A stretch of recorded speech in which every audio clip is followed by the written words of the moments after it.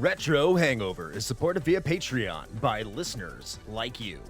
We would especially like to thank patrons Lyle McCarnes, Randall Quiggle, Tony G, Stud Still Smash the Milkman, Keith Gasper, Raging Demon, Mast Keaton, Disc Chimera, Ozzy Garcia, JC, Megan Caruso, Andrew Liguori, Lunchbox, aka The Disgruntled Gamer, Adam from The Good, the Bad, and the Backlog, Rick Firestone, Dave Jackson, Jenny E, Retro Overdrive, Soha, Parallax Puddles, The Emperor, Storm Beagle, Matt, aka Stormageddon, B. Ross and Van Fernal from Super Garbage Day, Gary Heather, the Retro Vixen, Eric Guess, Nomad from the Retro Wildlands podcast, Ash Event, Alan Bingham, Mike the Rep from Backbreaker Gaming, Ryan Player One, Low 5 Alex, Alt, Redder Dreaming, and Oh Me.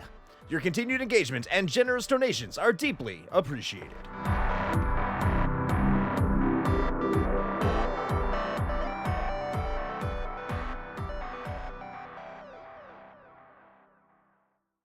Open your ears and crack some beers. You are listening to the most recent episode of Retro Hangover.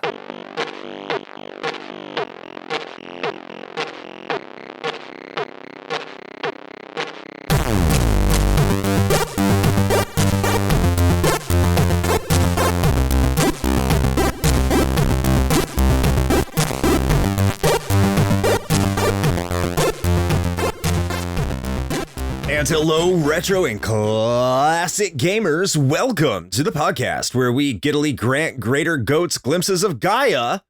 This is Retro Hangover. I am your co-host, Chris Copleen, with special guest from the YouTube channel of the same name, old friend of the show, SP Burke.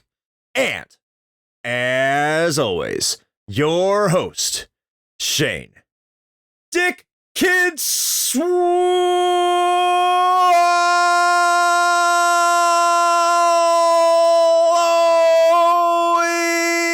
Dragon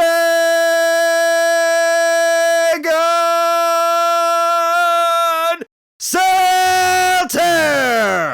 You know, your alliterative intro, all I could get in my brain was giving goats like psilocybin or something, and then them just having this like mind awakening moment where they witness Gaia. They're dilated pupils. They got like the war flashbacks going on in the background. I don't know, that's where my brain went with that one.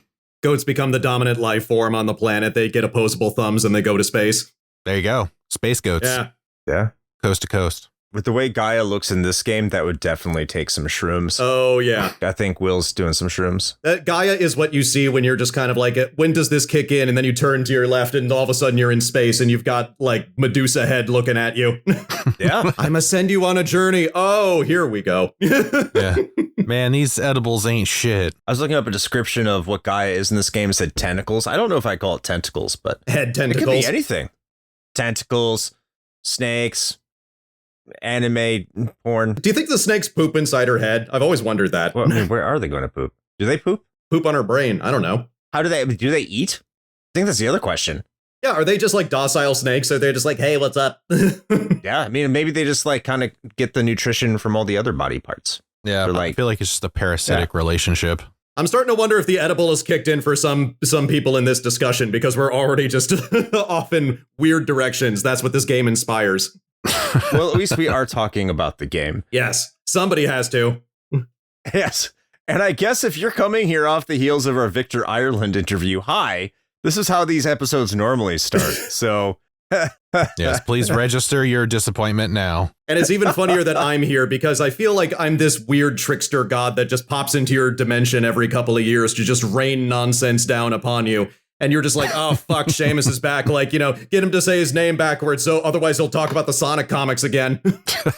How do you say your name backwards? Some ass. Actually, that doesn't sound better.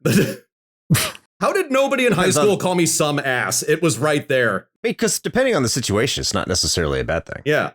That's some ass Seamus. He gets things done. Yeah. But this is also our 300th episode. It and is. you'd be like being Yeah, one of our original guests is really cool having you here. But man, 300 episodes, Shane. You've been hyping this up for a while. I mean, it's that one of those nice even numbers that are important because we made it important. But I mean, you really think about it. To be fair, it's not. And Chris keeps me honest on this point because I think he's a stickler for this one. Because I have to say, like, 300 pieces of content released to our feed, because Chris is like, it's not actually 300 episodes because the main episodes are a different thing. It's not 300. I'm like, why do you have to hate fun, Chris? And then he doesn't have a good answer for me.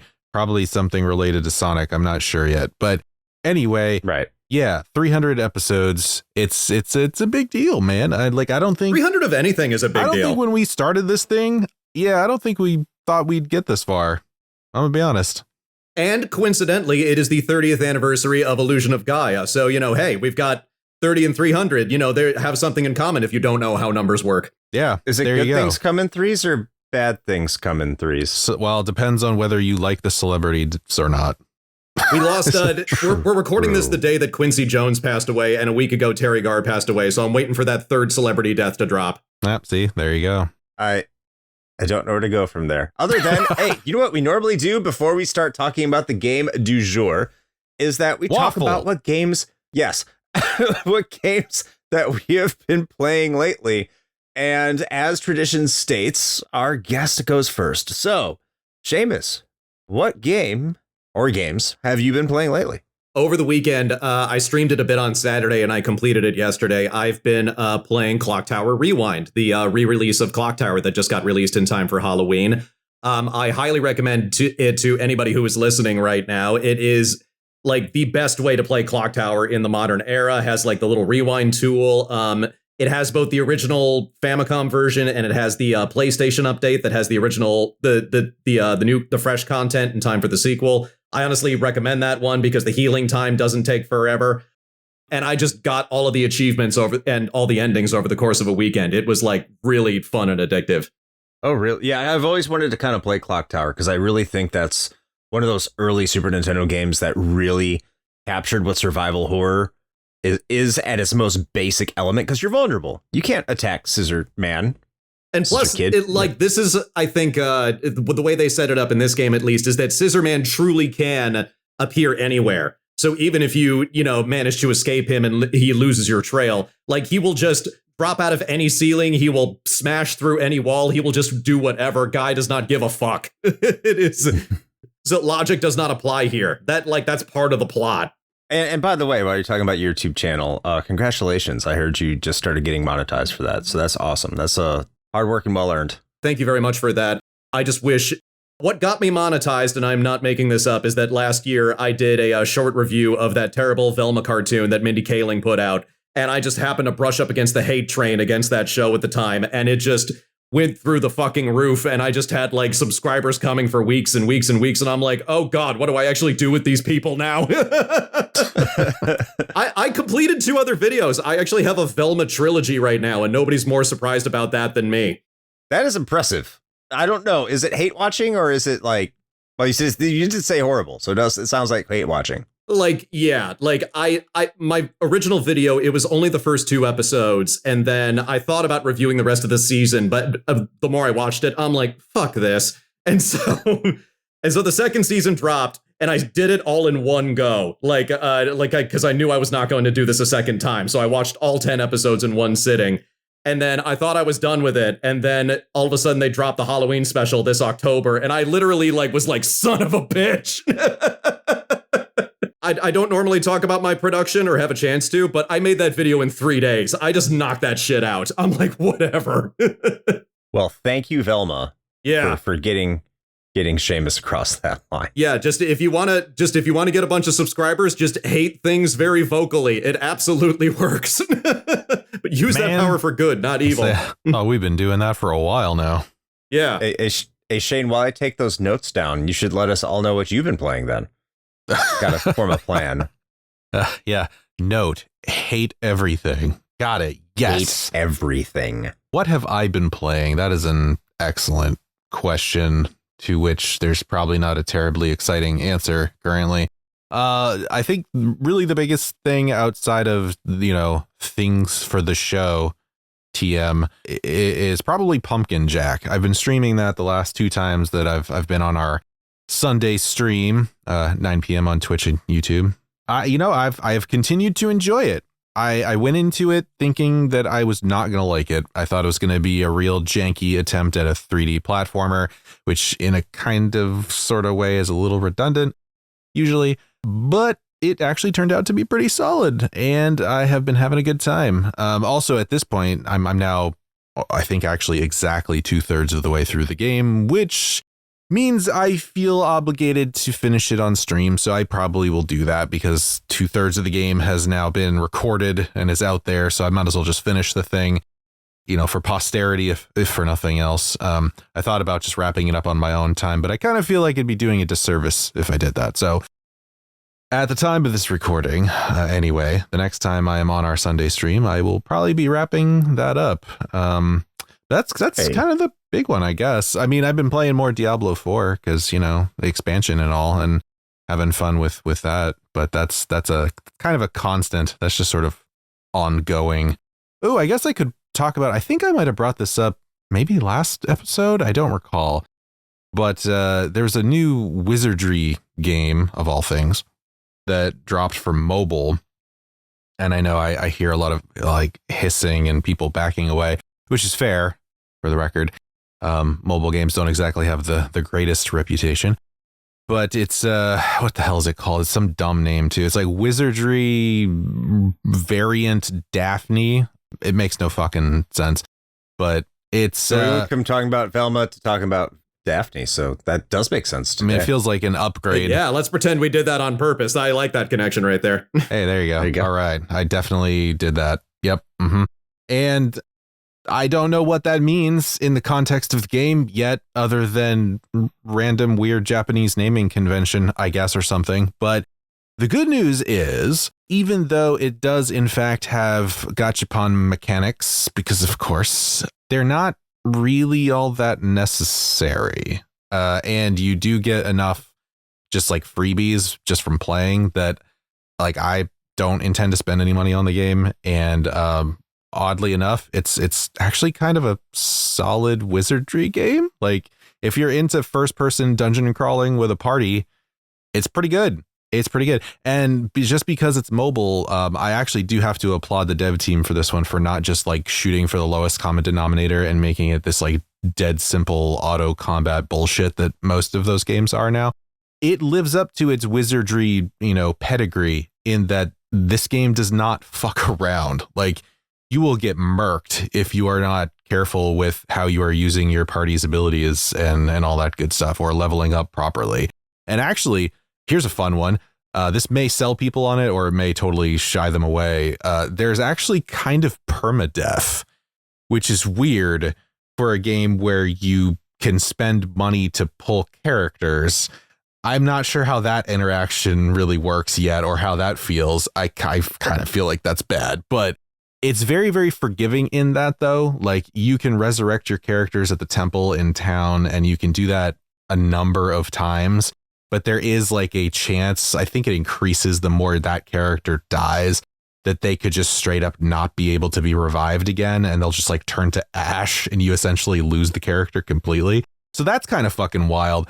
But I have not even gotten close to that happening yet. So it seems like it's like sort of an outlier, I think. But it's crazy that it's even there. So, but at any rate, I've actually been enjoying it pretty thoroughly.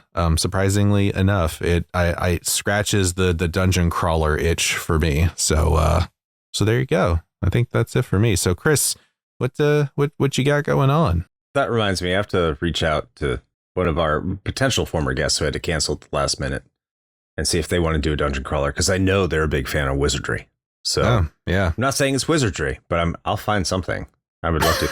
But what have I been playing? It hasn't really been playing per se, because it's more of, I already said this on the last main episode we had, that I've been playing WWE 2K24, my GM mode. Nice. Which is great. I love it because I just tell everybody, you fight each other and I just watch.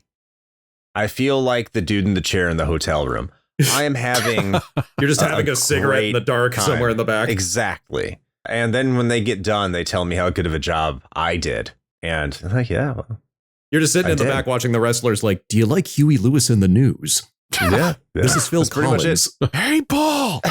It's way more addictive than I could have ever thought it would be. And so I don't know. It has no business being enjoyed as much as it has been, especially because I'm playing on the PS4 because I don't own a PS5. And it's not on Game Pass, but it was a PS Plus game. And I wish it had the faster loading speeds. Other than that, I've been playing some Dragon Quest V. I'm moving my way through that slowly but surely. I still love the game. It's probably better, like replaying it again, knowing everything that happens in it.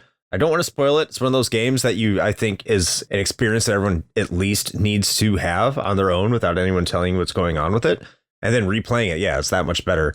And then I started playing the game right before we started recording that we're going to be talking about on the next episode. And I was like, yeah, the beginning to that game is still great. I still really like it. It's a first-person shooter I might have positive things to say about for once. Pick up the can. Pick up the can. Yes, pick up the can. So everyone already knows what it's going to be next time. It's Half-Life 2. But I might have a lot of positive things to say. I don't know. I look back. The last time I played it was in 2013. I made it to some place called Root Canal or something like that. And I was enjoying myself. So we'll see how that goes. Look forward to that future episode. But until then, we have a current episode we need to get to. Maybe just think everything prior to this has been an illusion. Because we are going to get down with Gaia.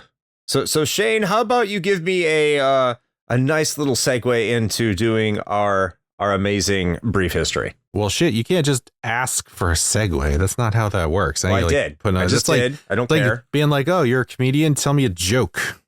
Can't do that. You know what? You just for that, you don't get a segue. Tell the damn history, Chris. There you go. There's your segue. Cold.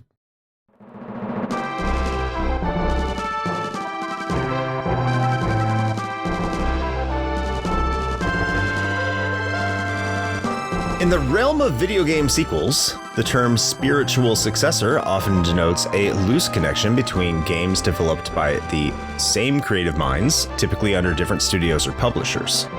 Illusion of Gaia, however, presents a unique case.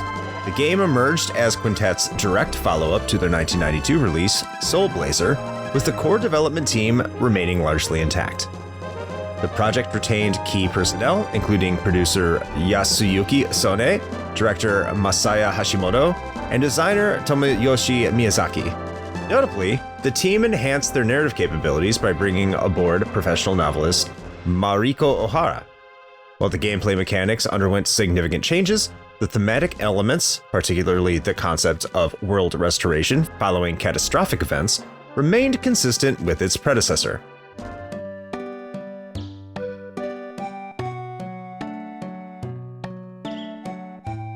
The game debuted in Japan on November 27, 1993, under Enix's publishing banner. Nintendo handled the Western releases, with North America receiving the game on September 26, 1994. European territories saw the game's release on June 21, 1995, under the modified title Illusion of Time. Illusion of Gaia achieved considerable success both critically and commercially. The game maintained an impressive 80.2% aggregate score on game rankings, with Western audiences particularly appreciating its merits.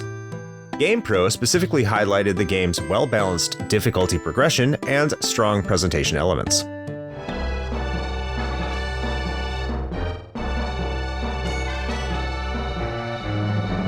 From a commercial standpoint, the game demonstrated remarkable performance within its genre. It achieved lifetime sales of approximately 650,000 units, with North America accounting for 300,000 units, a significant achievement for an action RPG of that level. Despite its success, Illusion of Gaia, like many of Quintet's creations, remains exclusively available on the Super Nintendo Entertainment System, having never received ports or re-releases on subsequent gaming platforms. And that is your brief history of Illusion of Gaia.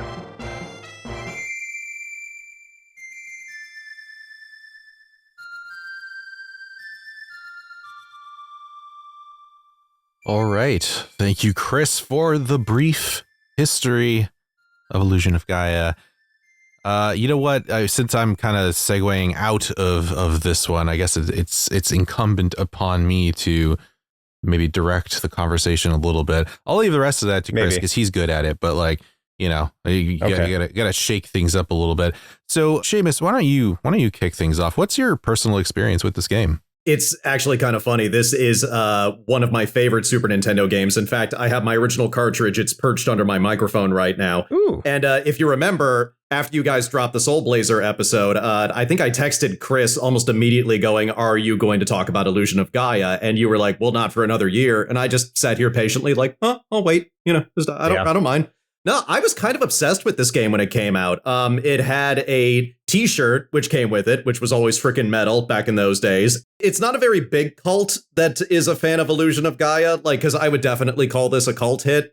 In fact, before this, I tried to Google to see if there's any other fan art. You can count the amount of fan art on like one hand. So like this cult does not have a lot of members. Revisiting this, I saw a lot of what I originally liked, and I could see like why this would inspire imagination in a lot of kids, but also because I'm an adult and I've played tons of games like this, I am way more cognizant of the flaws, and there are many flaws, and I'm sure we will get to that further down the line. But I guess of everybody in this room, I'm kind of the super fan of this game, if there has to be one. Yeah, I think you are. I'm not going to dispute that. I'll just roll into my own personal experiences from this, and it's probably going to tie into Shane's a little bit, honestly. But I'll start back. You know, when I was also a kid, I'd played it briefly, but I wasn't like a big fan of it. I don't know how it escaped my radar, but then again, I wasn't a big Zelda guy. I think that's pretty well known on this show at this point, if you've been listening to us for a while. But if you haven't, no, I'm not the biggest Zelda fan. Not really close at all, to be honest, especially back then. Like Link to the Past didn't do anything for me. So any of those games that really emulated that kind of top-down action adventure style, I just kind of glanced over and didn't pay attention to. Now, all these years later, and I love Ys. Go figure. But I remember seeing a copy of Illusion of Gaia at Shane's house one time. I'm like, oh, you have Illusion of Gaia. And he's like, yeah. I'm like, have you played it? I think Shane said, no, not really.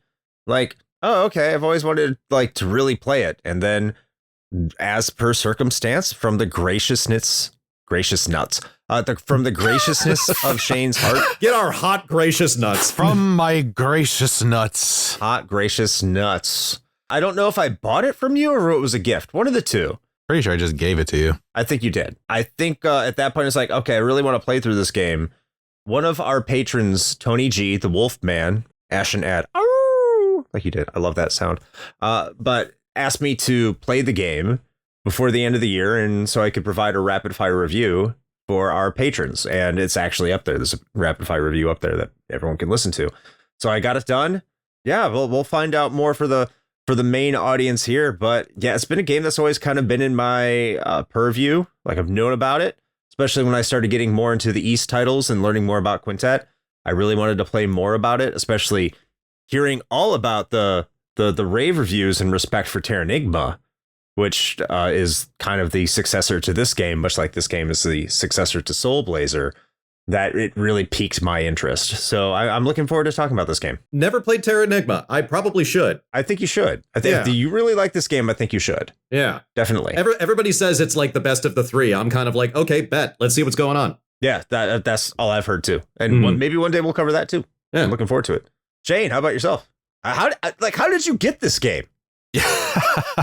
Yeah, so there's an interesting origin story there that I am almost 100% sure that I'm remembering correctly, but I also have the benefit of having one of my, well, actually this almost lifelong friends, as a matter of fact, to keep me honest on this one, and that is a friend of the show and also patron, Jenny E, as a matter of fact.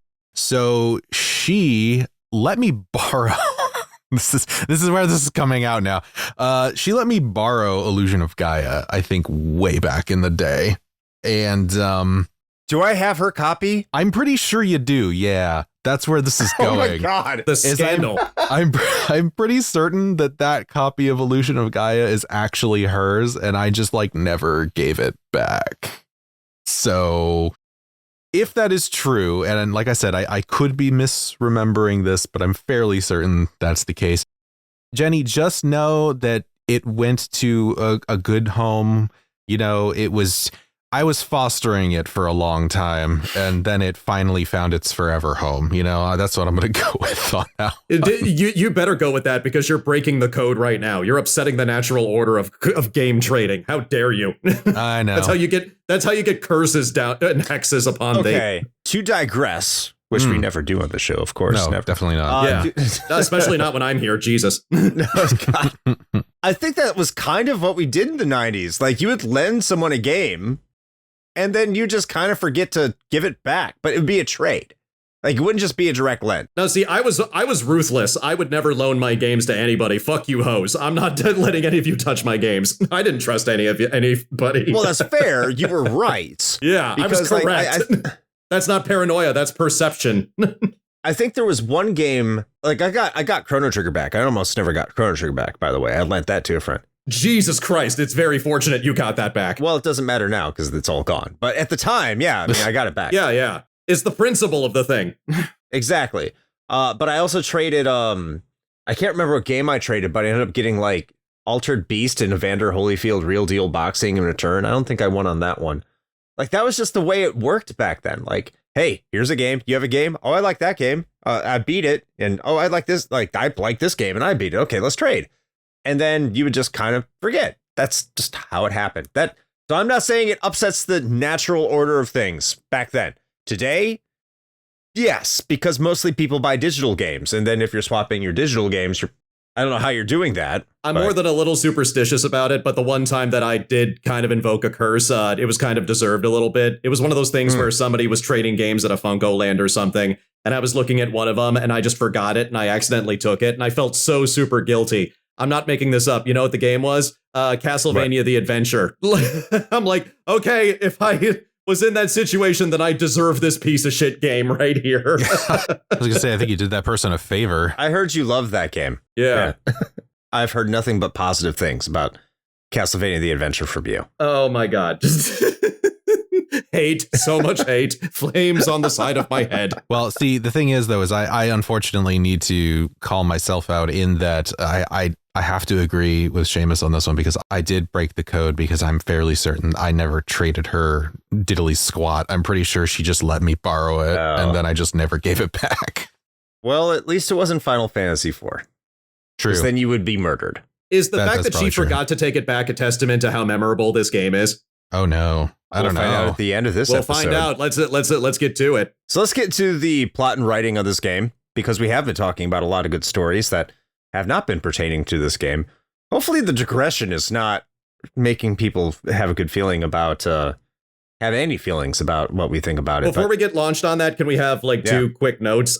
First of all, the very first thing I noticed when I replayed this game as an adult is that the localization is terrible. Oh yeah, I mean, that's going to go right into what we think about the plot and writing here. Yeah. My thing is that I tried to confirm if there was something I missed in the translation with some of this plot, and I was surprised to find out that everything you're about to describe is meant to be presented as is. It's just worded poorly. Well, let's get into what the basic plot of this game is and set the stage. So you play the game as Will.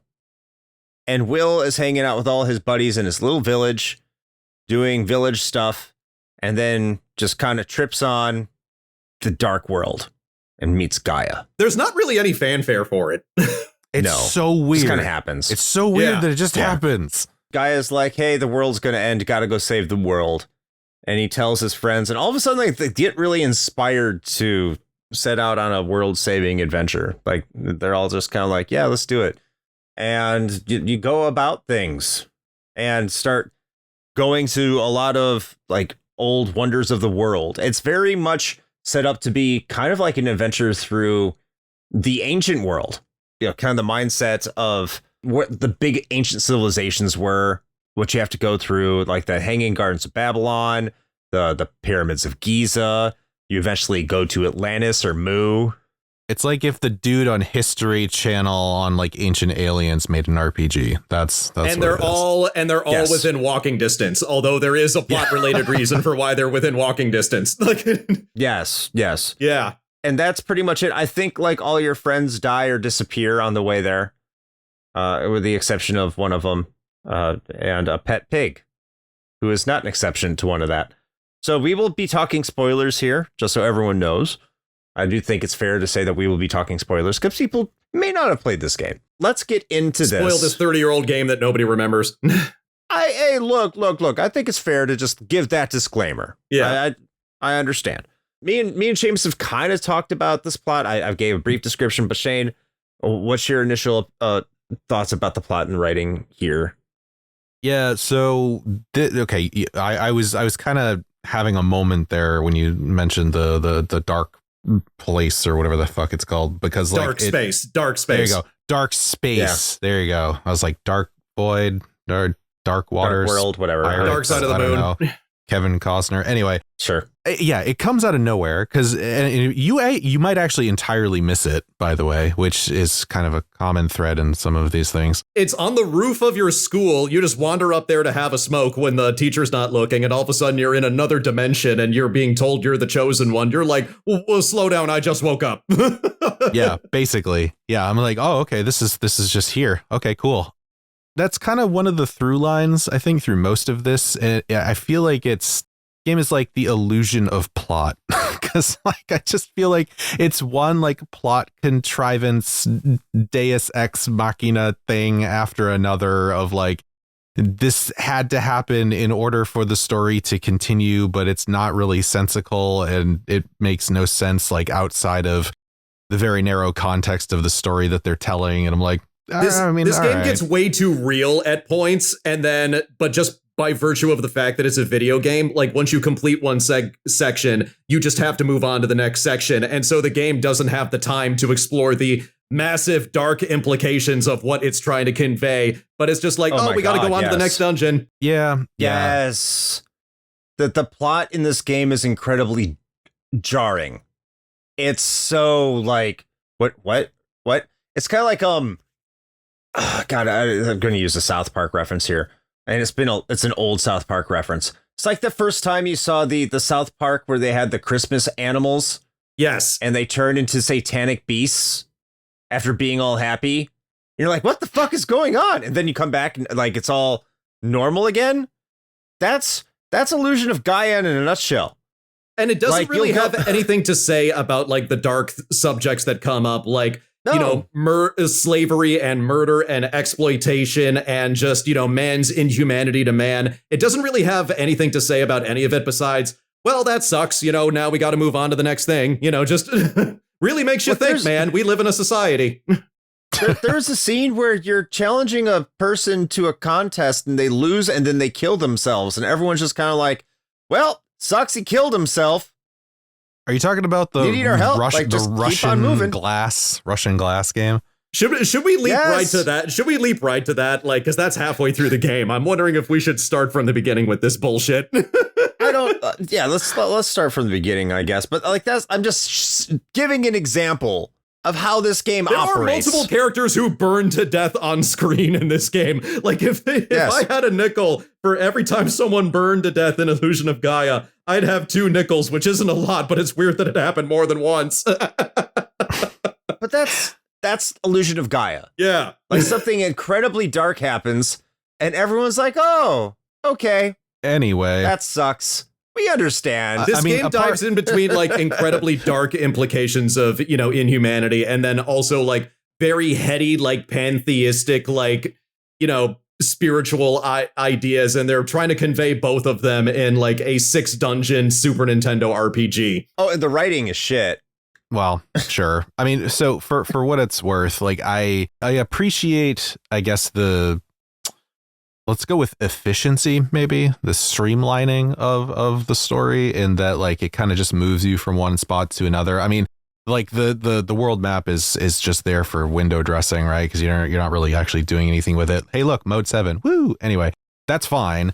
I don't have an issue with that. The thing that I was bringing up that I kind of have a problem with is the fact that like it's it's just poorly written in that, like I said, there are plot contrivances that occur simply just to move things along in a way that's not sensical. Like, I mean, we're jumping ahead, sure, but that's a perfect example, right? Like the whole Russian glass thing that comes out of fucking nowhere. Like, and you're in this little floating town, and the only way that you can get to where you need to go is to get specifically 4 of these croc animals that are basically just like alien camels. Yeah, kangaroo camels. Yeah, and the only way that you got that was, oh, I found out that there are these crazy people that basically play, well, Russian roulette with poison in glasses, and as a child, I'm going to go over there and challenge this dude who I find out when he gives me his letter after, or when I get his letter because he fucking dies. It's basically his will, and it's just like, yeah, I'm dying, so I'm just going to like do this to try to get as much money as I can for my family before I pass away. Also, I bequeath the person that defeats me in Russian glass my 4 crux. Like, that is so fucking contrived for that to happen in that way to get you the specific thing you need. Like, there's no sense to it at all. Like, I'm going to go with an event that affects the beginning and the end of the game. The whole business with the ring. Because you get summoned to King Edward's castle, like the whole thing that kicks off this plot. And, you know, Kara's dad, and he's like, I want this ring that your family has. And you're like, okay, so you go down there and you have an audience with the king. And then all of a sudden you realize that you don't have the ring, and you never brought the ring at any point. There was never a point where somebody gave you the ring. It was never an item in your inventory. It was never a plot coupon or something. And the whole thing with the ring is just forgotten about until you get to the final dungeon, and it turns out the ring was on your flute the entire time and you just never noticed. Like, what the fuck was the point of any of that? That perfectly describes a lot of Illusion of Gaia's plot. Yes. I think. What was the point? I will give the developers credit for this. I will say, like, because your impressions with Soul Blazer, I actually went back and listened to your Soul Blazer episode just to kind of get your opinions on it. And I think it's pretty safe to say that if there is a pendulum between story and gameplay, if a video game is going to have, you know, is it going to be more story-based or more gameplay-based? I would say that Soul Blazer, its pendulum is towards gameplay. There's story in there, but like it's more gameplay-focused. Gaia is more story-focused, and the gameplay is more straightforward as a result. And that's fine. I give Quintet for doing something really ambitious for the time. You know, I will call this story ambitious. They clearly wanted to say a lot, and they wanted to do a lot and convey all these very complex things. But then you still have to crunch this down to an 8 megabyte, you know, SNES cartridge. So you can tell that a lot has been lost in the mix. Like, you can just see swaths of content that got cut out of this game, even if you don't know anything about its development. But then again, nobody knows anything about its development. There's no info on this. Quintet's usually pretty tight-lipped on how they develop their games. It's just what they do. But one of the things that I kind of want to get into is, like, when the game does try to say something profound, it doesn't really nail the landing. I think one of them is when Will and Kara are on the raft. Yes. Will is trying to be like, hey, we got to eat. And Kara's like, well, I don't want you to kill the fish. And Will's like, well, I mean, nature is brutal. This is how things work. And it doesn't really ever go anywhere beyond that. Now, there is something that happens later, but just kind of the character's apathetic relationship with everything that goes on around them doesn't really manage to tie anything together in any sort of significant way. So when they are trying to do anything of any deeper meaning, it feels hollow. Yeah, you don't really have, for all this cast, they don't really develop very much. Like, you guys are probably going to think I'm crazy. Kara is my favorite character in the game because she at least had an arc. It wasn't an amazing arc, but it was an arc. She started off as kind of bratty and selfish. She gets thrown into an extreme situation. She stops being bratty and selfish after that. Not an amazing arc, but that's good for a Super Nintendo game from 1995. But everybody else, just like, if we had their reactions, like, and everybody had their individual, this is how I feel about that, which is different than how the person next to me feels about that. Like, this could have been a much deeper story, but they just didn't have that next step. Yeah, it's strange because it feels like this game is trying to tell the story of like a 60-hour JRPG in a 13-hour package. And it doesn't really work that well. And it actually just crossed my mind as we were kind of talking about this, that I think one of the best parallels, at least for me, that I can draw is like, did anybody watch Lost? Do you remember Lost? This is something I'm gonna be salty about till I'm fucking dead. But like, this game reminds me of Lost in that it tried to do so much, and there were so many loose plot threads, and then they never tied up anything satisfactorily. And I kind of feel like this does the same thing. I've never seen Lost. Like, basically, like at a certain point, like Lost ends exactly the way you think it's going to. It's just how they get there is just kind of like, really, like some glowing bullshit in a cave. You know, that might be a light spoiler, but but I kind of want to put that's where I kind of want to leave the plot and writing on this. I feel like, now you said you did read into the translation and you said it just wasn't that much better in the Japanese version. Well, so is that what you found? Like, here's the best way I can describe kind of some of the things that went wrong with the localization. So, for example, there are certain moments, every character has their own color-coded text in the dialogue. So Will is gold. That's cool. Kara is pink. Lily is blue. Lance is green. Seth is purple. Seth doesn't hang out for very long, though, so you don't see the purple for very long. And Eric is orange, and everybody else is just white. But sometimes they'll mess up the color, and so the color of the character who's supposed to be speaking gets messed up. And there's a lot of problems with tense. Like, there's a quirk in the Japanese language where just referring to you is considered rude. So even if I'm talking directly to you, Chris, I would address you as Chris instead of you. So Chris did this or something like that. And so that messes up some things where it seems like characters just mix up who they're referring to in a scene and all this other stuff.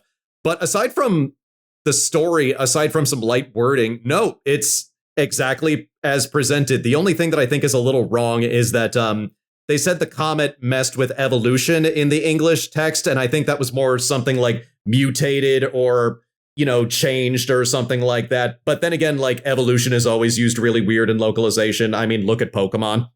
Right. Although funny thing I did find is that in the Japanese text, everybody had different names. But they were not very different. Like Seth was called Morris.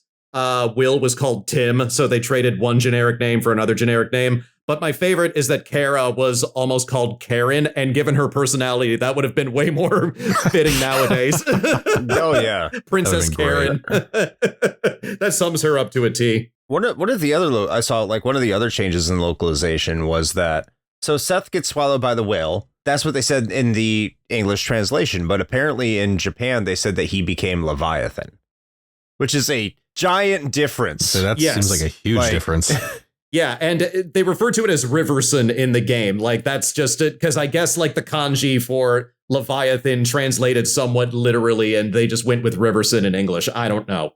Yeah, I think that is significant. Yeah. Also, I have to say, like, one of the most emotional parts in the game, or should be emotional, is almost funny when the pig sacrifices itself because of how terrible the localization is. So there was a thing I included in the document for this where Nintendo Power included this game on their top 200 Nintendo games for like their 200th issue. If you want to talk anniversaries. They included this game at 186. And I think that's kind of, compared to the games that were around at that time, I think that's kind of fair.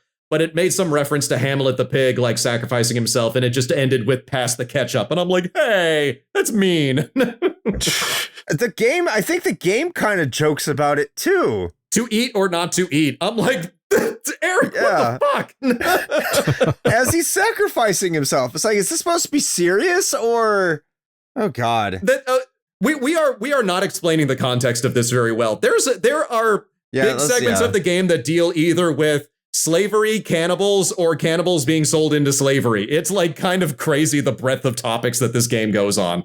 It's just like kind of like, it's more like again, every dark subject it has, it starts off on a line where you're like, okay, they're going somewhere with it. And then it just completely fucks it up. There is so much slavery in this game. Like, the final boss should have been Christopher Columbus. Like, it's kind of, and it's on every continent that you go to. There's like, there's all different ways that you can exploit the downtrodden. It's wild, man. Like, it's just, I don't know, It's bad. I would love to play. I see that you put in your notes here, Seamus, that there's a fan translation. I have not played it, but I would love to have what would be considered to be a better localization or translation of the original script, because it feels like so much is missing. Like they cut so much out. The spiritual elements were the things that I tried to get confirmation on. I think this is what kind of attracted me to the game when I was in grade school, is like, because this game is basically like pantheism for babies. And so you kind of just get into the broader conceptual stuff that it tries to do. It's like, wow. But then you try to revisit it. And even from a storytelling standpoint, you're like, what does any of this have to do with any of it? Like we're talking about the slavery, and it turns out that some people from like the Moon Tribe, they're basically a tribe of ghosts. Like, yeah, and they just kind of pop up here and there. You don't really know if they're villains or not. And I'm like, are we supposed to infer that the ghosts were behind slavery? Like, what is like? What I also find interesting is that at some point they refer to the comet as a weapon from the Blazer War. Yeah, we should talk about the bigger connections of the trilogy. Well, this is I want to, but however, when I think one of the developers was interviewed back in the day, I don't remember which one exactly. I remember seeing the quote, but they tried to say that this game had no connection to Soul Blazer, and Soul Blazer was actually connected to ActRaiser, and that those were the two games that were connected, and it wasn't this one. And it's like I mean, sure, I think that connection to ActRaiser is apt. You can put them together. But, like, there's no denying that this game is part of that trilogy. It's right there. It's that weird thing where just, like, I know the creator said that, but also their opinion is wrong. Like, because I saw the same comment. I would have to see who said it again. But it's like, no. They are connected. If you're going to call the comet an ancient weapon from the Blazer War, and the previous game is called Soul Blazer, and you're like, no, it has nothing to do with each other. Come on, man. Also, like literally a boss from Soul Blazer is in this game. It doesn't get more connected than that. Yeah. It's like those people who say that like Deadpool and Wolverine isn't a Marvel movie. I'm like, the plot is literally about Deadpool trying to make a Marvel movie.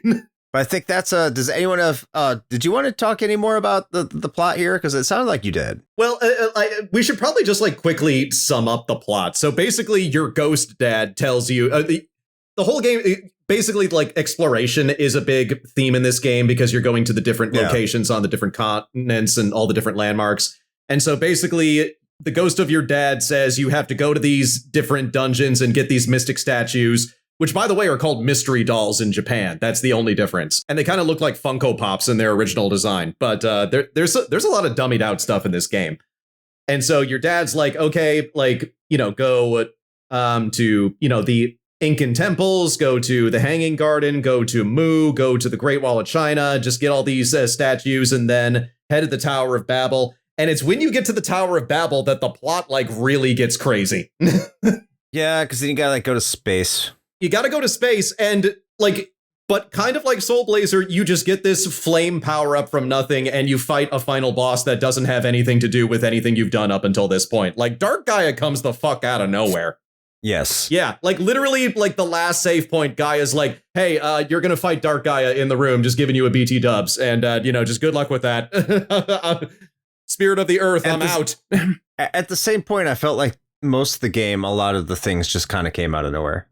Well, and the ending is what comes out of nowhere, is that it turns out that the comet was changing or mutating the Earth or something like that. So once the comet is defeated, it turns into the Earth as we know it, and it becomes like the modern 20th century. And I'm kind of like, yeah, you fools! Like, why did you undo this? Like, there's never really an explanation as to why the comet is bad exactly. I think that may be a translation issue, but I will say if you want to compare the two games, because I too have not played like all the way through Terranigma, but what I will say is that you said that Illusion of Gaia was more focused on story, which I could tell, than Soul Blazer, which I think it was. But I actually think the way the localization was handled considering that Soul Blazer was lighter on plot than Illusion of Gaia, I actually think Soul Blazer's plot is more coherent. I would actually agree with that. It's more straightforward. Like, Soul Blazer is a little bit open-ended, but the plot is very linear. I feel like Illusion of Gaia is the opposite. Like, the story goes off in so many different directions, but yet the gameplay is very linear. I mean, you only progress in the game by literally killing everything on the screen. Like, should we talk about the gameplay at this point? Like, we can get back to the plot in a little bit. Yeah, let's get into it. Let's get right into the gameplay. If we need to, yeah, let's get into the gameplay. Because basically the plot of this is that or the gameplay thrust of this is you just kill everything that is on the screen. There are no spells. There's like kind of a leveling up system, but it's only after you kill everything. Like, there's not really a variety of just like armors or, other loot or anything. There's barely any healing items in the entire game. There's a finite amount of them. There's no shops. No. Well, there are. I think there are, but they're not like typical shops. Except for the one that you have to stand in line for. Like, you didn't play Link to the Past, Chris. Like, I'm a Link to the Past super fan. I did. I just didn't like it. Okay, that's fair. But my point is, like, clearly Link to the Past was kind of their model, like, when they made games like this. But, like, this is a Link to the Past with all of the corners cut, where it is just, like, the most straightforward, like, gameplay thrust that you could possibly have. I actually disagree with that in many ways. But I will let Shane go next and see what he thought of the gameplay here, because he is a Zelda fan. He is a Zelda aficionado. So Shane, what do you think? Sounds strong. That seems strong compared to me. Well, that's a low bar, Chris. But yeah, I mean, I set the bar. That's true. The bar is on the floor. Yeah. Okay. So here's the thing. My feelings on the gameplay changed a bit partway through, in that I started it off honestly really liking it, and I didn't hate it by the end of it or anything, but I can appreciate a fairly straightforward sort of action RPG experience. I mean, you're talking to the person whose favorite game series of all time is Diablo, so that probably says a lot. To be clear, I'm not saying the gameplay is bad. I'm just saying it's uncomplicated. And I think that's totally fine for what it is. I think one of the strengths that this game does have is that I feel like it is, and this may be why it gets the sort of reverence from some people that it does, is that I think it's very accessible comparatively to a lot of other games of the time, especially other like JRPGs. Like, other games that look like this game were a lot more dense and like inscrutable in a lot of ways. And so this comparatively is very, very accessible, which I think is important because it is pretty easy to pick up and play. I actually generally liked the gameplay. I appreciated the sort of core mechanic of this, right? Where it's like you have to clear an entire area in order to get any sort of like level up to your character, for a couple of reasons. One, I just like action RPG style games, and so just going and making sure I clear a whole space is satisfying to me. They also clearly, because this is like a core tenet of the gameplay, facilitated it in that you have a map you can pop up and it literally shows you where all the enemies are. It shows you nothing else except the things you have to kill. Exactly. Yeah, it's very focused. And so I actually kind of liked that. It's a different take on, character progression. And the other part of it, and the reason that I like it, is also because this guarantees that if you need to backtrack, and you will need to backtrack, that's something we can talk about in a minute, that there isn't any other shit that's going to pop up, because things do not respawn because of this mechanic. So it's very clear cut, which I like, because that's one of the things that irritates me about a lot of games is they're like, hey, remember that place that you were at? You got to go back there to get this thing that wasn't there before. And then, also all the random encounters are back. So fuck you. And I appreciate that once you clear space, it is clear. I'm going to start off by kind of agreeing with both of you. But to start my counterpoint to Seamus, or I guess you already kind of clarified the point that it's more basic than what's going on with Zelda. And I guess that accompanies Shane's point in that it's more accessible. Yeah, I 100% agree with that.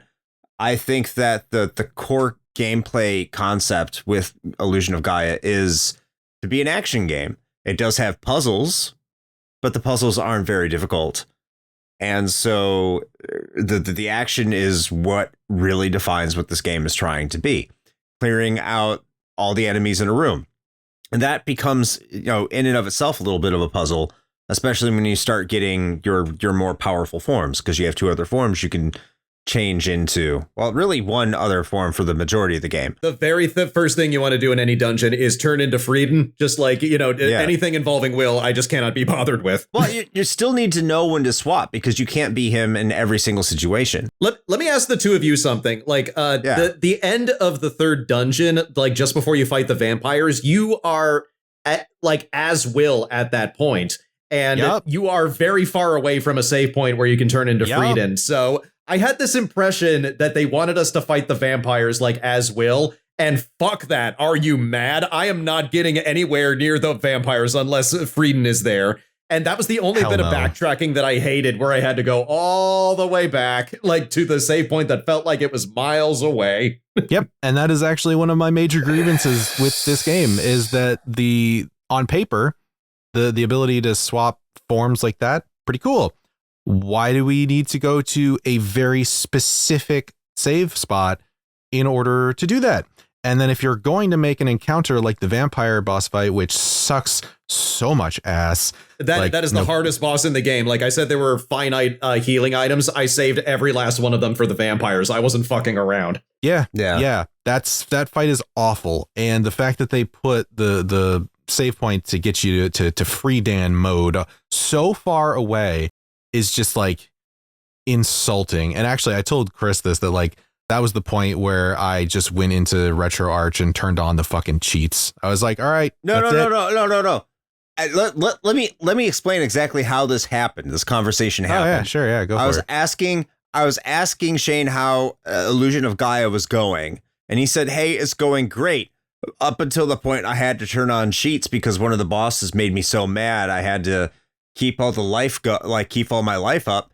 And I said, let me guess, it has something to do with vampires, doesn't it? Yep. And he's like, yep. Sure does. That boss fight is horrible. Dude, that's a game ender. That's a game ender. The game is positively breezy after that dungeon, because not only are they the hardest boss in the game, it also comes at the end of Moo, which is one of those multi-level dungeons where you have to mess with the water level. It's basically like a 2-dimensional like water temple from Ocarina of Time, and it's just way more complicated than it needs to be.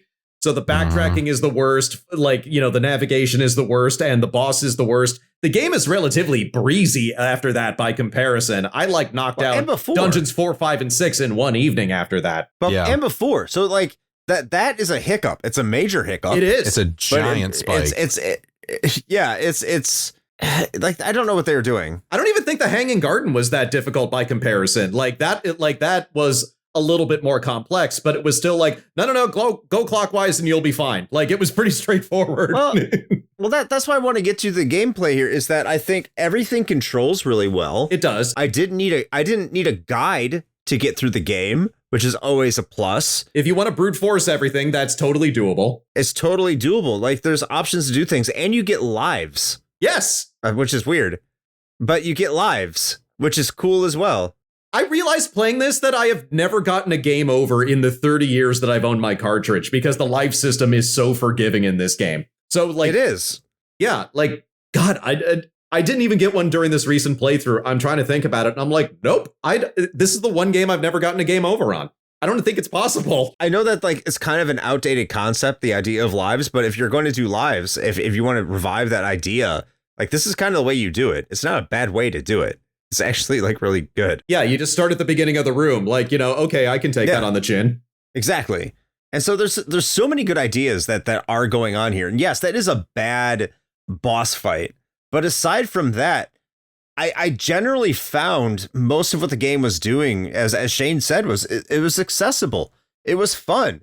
It was just getting through each dungeon felt rewarding. And it wasn't like a cakewalk, but it wasn't something that was going to punish you unfairly either. I think the game is incredibly fair in its difficulty balance, except for the vampire fight. But other than that, I think it's an incredibly balanced game that really anybody of any skill level can get into and appreciate it for what it is. I actually think it's I know we said this about Soul Blazer, Shane, it plays like a better version of Zelda for me.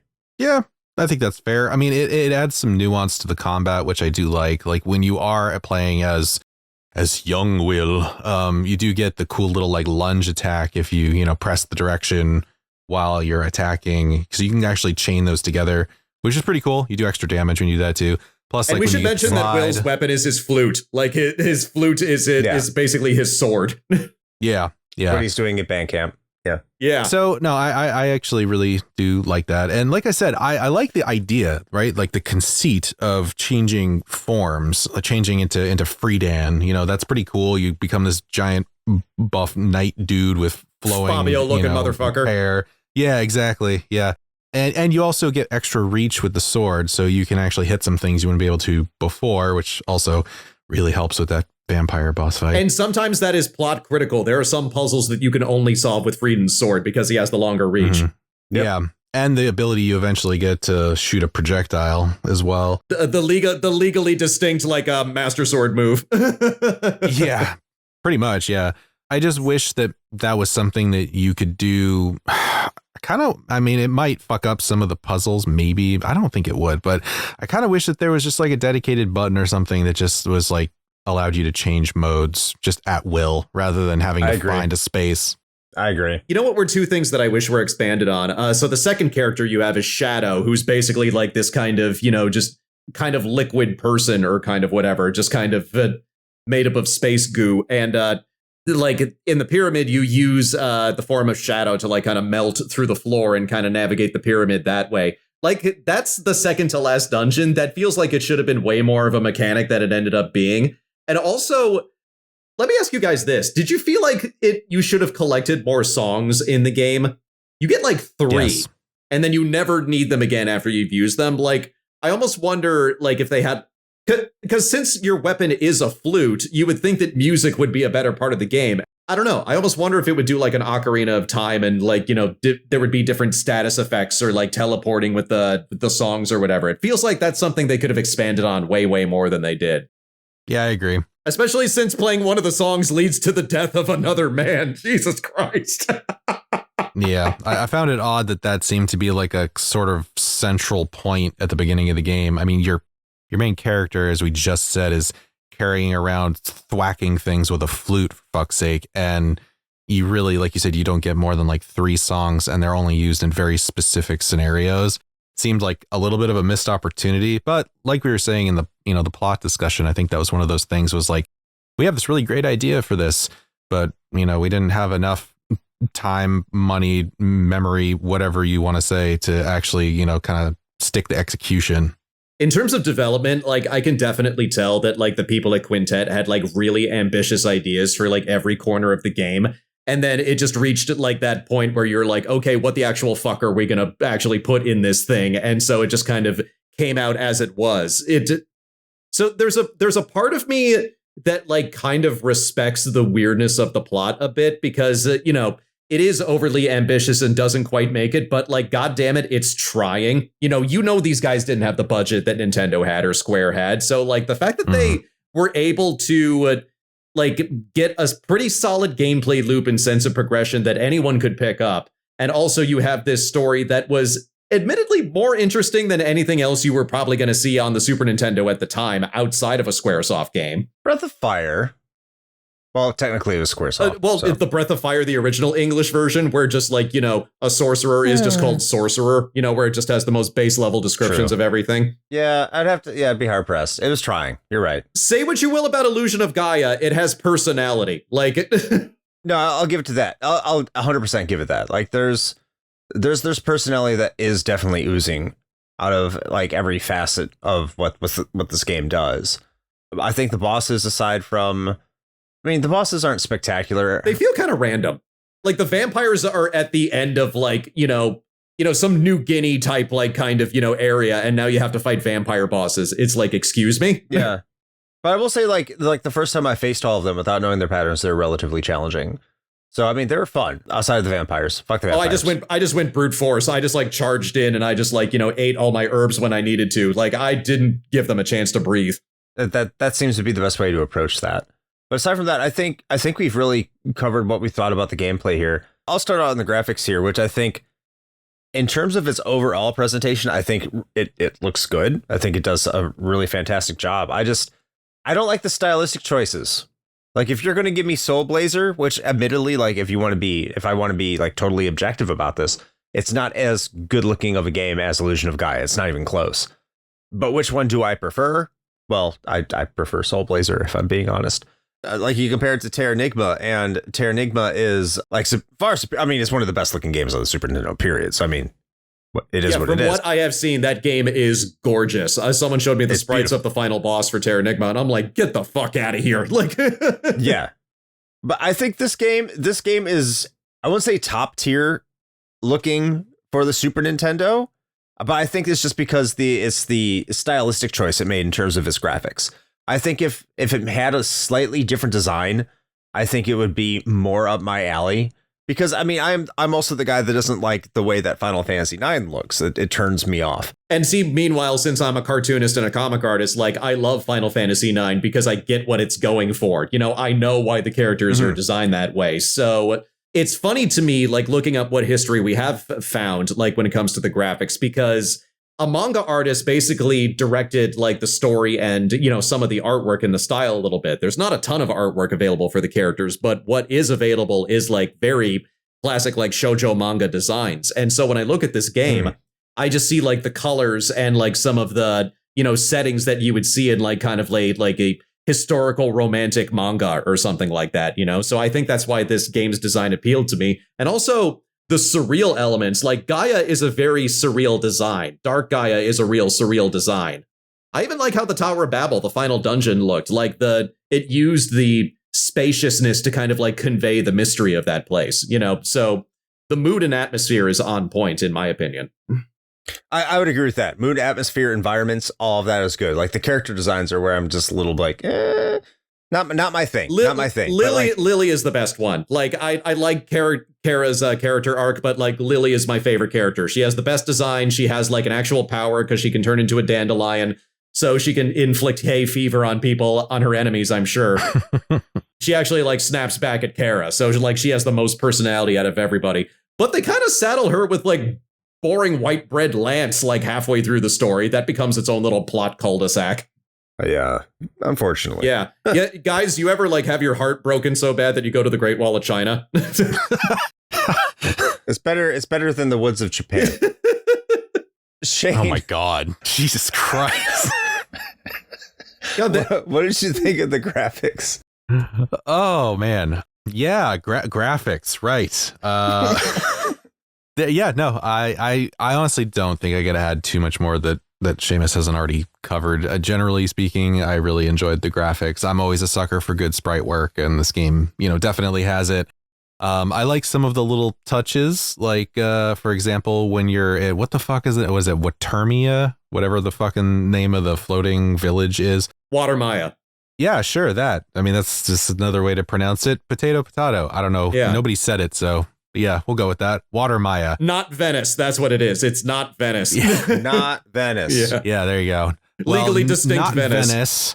I thought was pretty cool. Just like it's the little things, right? Like the fact that the whole screen kind of bobs up and down because you're, you know, floating on the ocean. I thought that was a nice touch. Did you notice that Will's hair blowing was actually like a solution to a puzzle? Like the animation, the sprite animation was a solution. That was showing off a little bit. That was probably my favorite story segment of the game because it's meant to be so ambiguous and mysterious. Like, basically, Kara gets mouths off a little bit too much. It gets sealed in a painting, and you got to solve some puzzles to get her out of a painting. This comes the fuck out of nowhere like everything else, but... and then she comes back and she's like, okay, I guess I'll be nicer. You know, like, lesson learned. But yeah, man, I mean, for the most part, yeah, I dig it. Like, I really enjoyed the presentation. By the way, did you notice the few elements that they did bring over from Soul Blazer? Because they brought over the first boss, which I think we can get to that in a minute, but they also have the dog from Soul Blazer. They have Turbo. And like both of those sprites, because they're like not as intricately designed, like they stand out like a sore thumb, even just for the brief appearances they have. It is good it's there. I'm really happy that they are there. Should we talk about that a little bit? Because this is the only bit of completionist bullshit that's in the game, the red jewels. Oh, fuck that. Fuck that. Yeah. I know we're talking about graphics, but let's go back to gameplay and talk about the red jewels. That missable crap. Piece of shit. Fuck that. This is the only completionist thing that is in the game. And by the way, I had the original instruction manual for this. It straight up told you where every single red jewel was in the back of the instruction manual. Like, what was even the point of this? It's only for obsessive people. And I never completed the quest, like in the 30 years I've owned this game. And do you know why? Because you have to sell out one of the slaves in order to get one of the red jewels. And every time I get to that, I go, no. Well, it's not only that, which, no, that is objectively bad.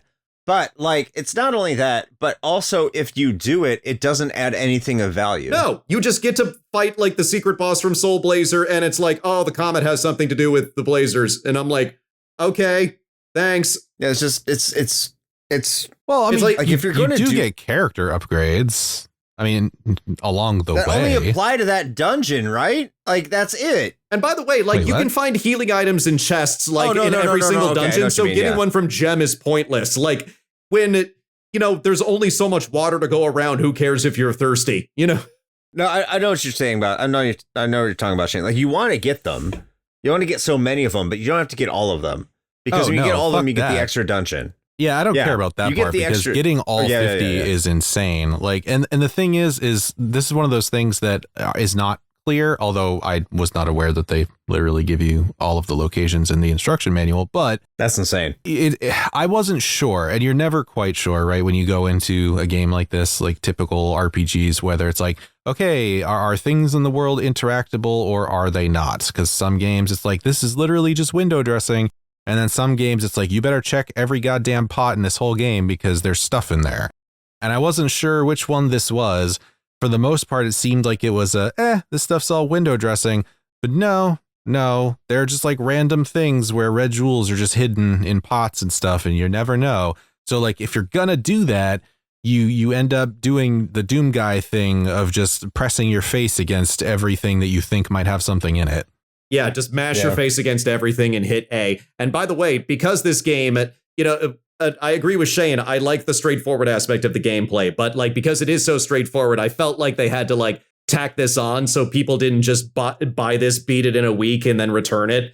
But it's just the most contrived bit ever. And just, I don't know, just on moral grounds, the fact that there's no ambiguity. You have to sell a man into slavery in order to get a red jewel and complete this quest. Fuck that. I'm not Gem the Jeweler has like sinister motives. But at least you can get an extra dungeon. Sure. Yeah, like you can set it up right next to the dungeon that slave is going to be living in for the rest of his life. Not worth it, man. Look, your pig sacrificed himself so you could sell that slave. Okay, can we get back to the people the multiple people who get burned to death in here? Because you get captured by the cannibals. Your pet pig, Hamlet, is there with you. Which, by the way, like, Hamlet's kind of forgotten about for most of the game, and then he literally just ships himself, like, to your location to show up. Like Garfield, shipping Nermal to Abu Dhabi. And then you go literally to the next village, and the cannibals capture you, and they're going to eat you. And Hamlet throws himself on the fire, like, so that they'll have food to eat, and they won't eat you. Yes. He's introducing them to real meat. What's the other character that lights himself on fire? Okay, well, that doesn't light themselves on fire, but I thought this character was going to have more to do in the story. It's this guy, the Jackal, who Kara's father, the king, like, hired to track down Will. And so they mention him at the beginning. Again, thing at the beginning, you don't worry about his ass for like 5 out of 7 dungeons. And then he shows up in the pyramid. He's captured Kara. You play your flute, you activate a trap, and he burns to death on screen. You see a character burn to death on screen in a Super Nintendo game. They should have fed him to the cannibals. I liked Hamlet. Oh, that's actually kind of another thing. Did you guys talk to the explorers in Water Maya that were heading to Angkor Wat? And then you find their bones when you go to Angkor Wat. Like, either they got eaten by the cannibals or they ran into the forest and got killed by the monsters. Like, so there's like a lot of apocalyptic logs of the explorers that like you encounter in this game. Yeah, it's pretty. Some Resident Evil style journals where like, here's how everything went to shit. Like, this whole game is all about exploration, but like, I don't know if it conveys that like exploring is a good thing. Like, you travel around and you're like, wow, the world kind of sucks. Yeah, It's not consistent in how it delivers itself. I mean, that's for sure. And with the plot, like, if you remember, just like, before you head to the final dungeon, Eric is like, wow, it seems like everybody gained something on this journey. I'm like, did we? Like, that's one thing it has in common with Soul Blazer, is that it, like, tells you exactly how the characters are feeling and what you should be feeling at that particular moment. Right. Let's move into the game's audio presentation. How this game does sonically. Not as in Sonic the Hedgehog, but in terms of audio. Are you really going to awaken that beast again around me when I'm a guest on the show? Please don't. I have to. It's mandatory. I didn't talk about the specials, man. We could do a sequel. Please don't do a sequel. we could, but in terms of this game's music, I thought it was really good. I love the town theme. I think the town theme is like chef's kiss. Those flutes, like just those pleasant, gentle flutes in the town theme. My big thing is the title theme and the credits theme, like just that big bombastic score, like, and just the different movements and everything. I'm like, this is a composition right here. No, I mean, yeah, when the music and sound in Illusion of Gaia is like on point, it's on point. I think my biggest problem I had with it was the lack of variety. Same. That, like, at some point it was just kind of like, hey, this is a different dungeon. Can we have some new music or something? Like, let's spice this up a little bit. And that's where I think this game falls short. Not saying anything that it does, whether it's sound design in general, whether the music that is there in general is good or bad. But what I say is just you hear too much of the same things. And that's really my take on that. I would kind of agree with that. I don't think it's bad either, but it's kind of that thing where, like, you ever watch like Eyes Wide Shut and it has those particular music stings like way too much to the point where it kind of becomes a little bit ridiculous. And so once you parody it, like, you can never take it seriously again. Yes. Like, there's one theme, I think you guys will know which one I'm talking about. It's that very, like, gentle theme, like, la, la, la, la, la, la, la, la, when they're doing something, like, very spiritual or mysterious. But they play that, like, half a dozen different times over the course of the game. So after a while, it gets, like, a little silly and a little syrupy. Sure. It's just you hear too much of singular tracks very consistently. So when you do hear that repeatedly, there's not... hearing something different would have been good. You can go back to the well as much as you need to. Like that town theme you mentioned, like, it would make way more sense to me if every town had its own individual theme. Mm-hmm. No, you're right. 100%. That would have just been a simple thing you could have done. But you're right that, like, the town theme, as good as it is, like, they reuse it 3 or 4 times easily. Yeah. What did you think, Shane? Nah, man. I mean, you covered it pretty well. You said exactly what I was thinking, is that the music, I think, is great, but it's used too often. And I mean, at the very least, we get quality here, right? Because we've definitely talked about games where they will just recycle the same tracks and they're awful and it becomes a nightmare. So at the very least, it's pleasant to listen to. It's high quality. I enjoyed it, but I really did wish that there was a bit more variety. And I feel like even at this time that, having distinct tracks for different locales, different towns in a game was fairly standard. So, like, I don't know. It seems kind of weird that didn't happen here. I mean, it was hit or miss across various games. Some games had different tracks for different towns. Some didn't. But yeah, I think that's a fair criticism, is that for the most part, if you had multiple towns, at least like 1 or 2 of them would have a distinct track for them. But I was serious when I said that, like, it feels like the more epic moments of the soundtrack, like, it does feel like it has, like, certain movements and it has a very cinematic progression. Like, the end of the game, you have banished the comet, the Earth is restored to normal, Will and Kara are going back to Earth, but they might not have their memories. And so they kind of have this, like, touching moment before they're separated, which, by the way, it kind of felt like Will and Kara got shoehorned into their own little romance that kind of came out of nowhere. Which that's just a thing that seems to come up in the Blazer games. But, like, I don't know if Terra Enigma does that. I guess we'll find out. But in any case, the soundtrack definitely does the heavy lifting during that. I don't know if I would buy, like, a romance between the two of them exactly, but just, like, this rising tension as, like, they're preparing themselves to go back to Earth. I'm like, this is really good. This is cinematic pacing right here. Yeah, there's there's supposed to be some symbolism between their relationship as well. Kind of like, I think one's supposed to be Mother Earth and the other one's supposed to be, I don't know what the other one's supposed to be. The statues are supposed to unlock something in either translation. I couldn't really make sense of that. I'm like, whatever. Just like you unlock the statues and it gives you the power up to fight the boss. Fuck it. Sure. But we're all in agreement, though. Sound, for the most part, is good. It's just too repetitive. Not a lot of variety. Sounds about right. That's what it sounds like. And I'm still kind of bummed that, like, with the flute, like, going back to that briefly, like, that wasn't more of a mechanic. That felt like a lost opportunity. That could have been Ocarina of Time, like, a few years early.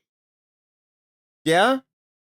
Wasn't there another game that... Says the person who doesn't like Ocarina of Time. No, I never said I didn't like it. I just said I think it's a little overrated. That's all I've ever said about Ocarina of Time. That's fine. I've never said I don't like it or it's bad. I take this as a personal attack. You know what's super funny? Good. This feels like navigating my comment section right now. Like, monetization comes with way more bullshit. Let me tell you guys.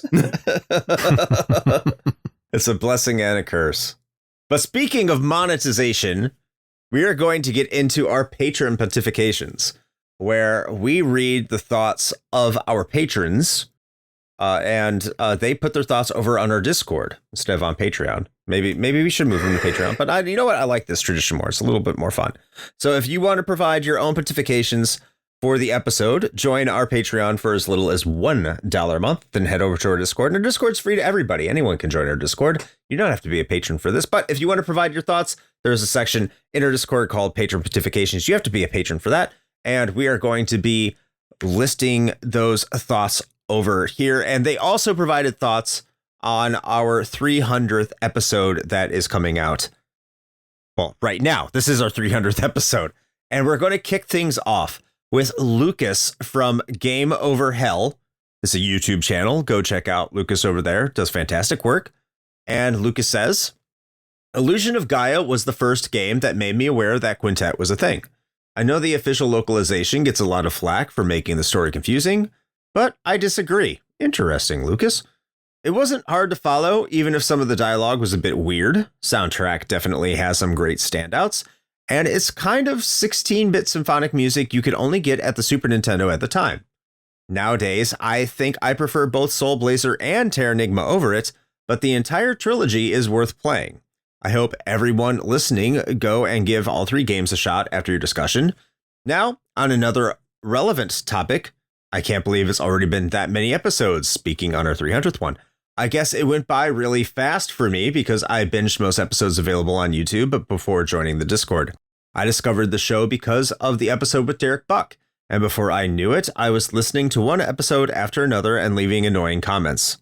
They weren't annoying. They were great. I'm becoming known for my excessive pontifications, so I can't pontificate all I want about your milestone and the show itself. I'll just say I'm always looking forward to RHP content, and here's to at least 100 more.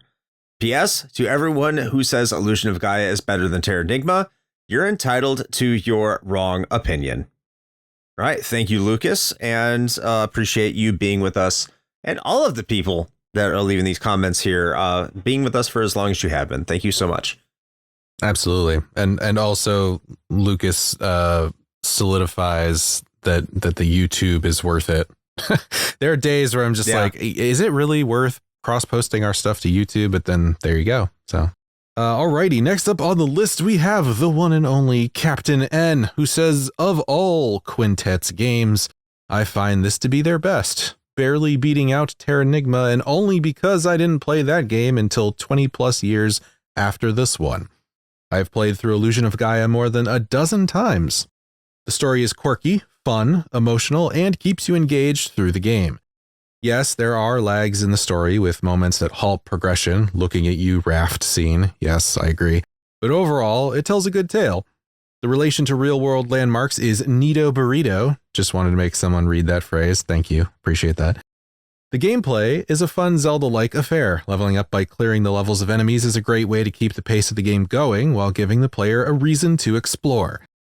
Finally, the music is top tier, one of the best soundtracks in gaming.